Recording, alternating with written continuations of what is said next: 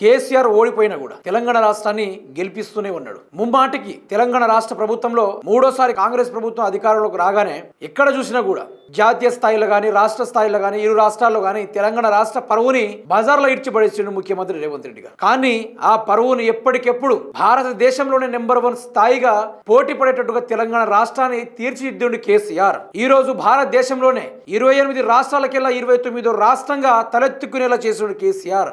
ఈ రోజు రాష్ట్రం మొత్తం అప్పుల కుప్పగా మారిందని రేవంత్ రెడ్డి జాతీయ మీడియాలో తెలంగాణ రాష్ట్ర పరువుని బజార్లకు ఈడిస్తే ఈ రోజు వాటర్ కన్జర్వేషన్ లో తెలంగాణ భారతదేశంలోనే తలెత్తుకునేలా చేసింది కేసీఆర్. తెలంగాణ 10 జల పుష్కరాలను దక్కించుకుంది. 2024 సంబంధించి జాతీయ జల పుష్కరాలు 6వలో దేశంలోనే తెలంగాణ నంబర్ 1 గా నిలిచింది. అన్ని రాష్ట్రాల పనితీరు ఆధారంగా జల్ సించాయ్ జన్ భాగీదారి JSJB అవార్డులను కేంద్ర జల శక్తి మంత్రిత్వ శాఖ ప్రకటించింది. ఈ రోజు మేడిగడ్డ కూలిందన్నారు.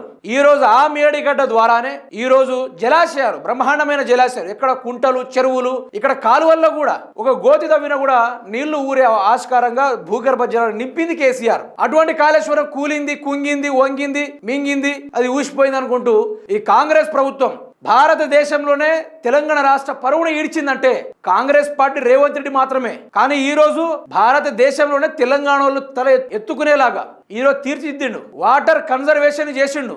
చుక్కని ఒడిసిబట్టి ఈ రోజు కుంటలల్లా, చెర్లల్లా, రిజర్వాయర్లా వృధాగా పోతున్న గోదావరి నీళ్లను మళ్లించే ప్రయత్నంగా కేసీఆర్ గారు చుక్కని ఒడిసిబట్టి తెలంగాణ రాష్ట్రానికి మళ్లించి నిర్రవారిన నీళ్ళల్లో సరి పైరుని పండేలా చేశాడు కేసీఆర్.